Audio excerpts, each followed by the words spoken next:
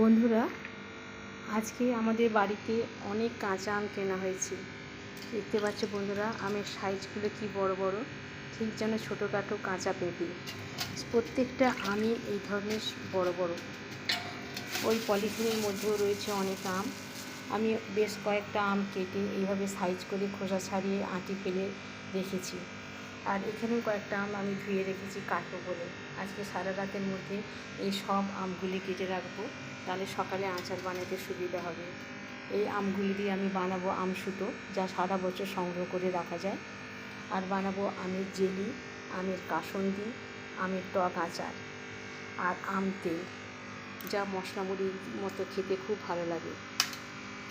এগুলি আমি আমার মা ঠাকুমাদের কাছে শিখেছি এবং আমি যতদিন বাঁচব এই ঐতিহ্যটাকে টেনে নেওয়ার চেষ্টা করব।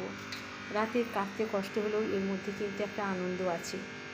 তোমরাও এভাবে আমার নিজের হাতে তৈরি আচার, কাসুন্দি, আম তেল, জেলি, আমসুতো এইগুলো বানিয়ে দেখো। এর সঙ্গে মিশে থাকে আমাদের ভালোবাসা, যাতে স্বাদ হয়ে ওঠে অনবদ্য। আজকে তাহলে রাখছি বন্ধুরা, সকলে ভালো থেকো, সুস্থ থেকো।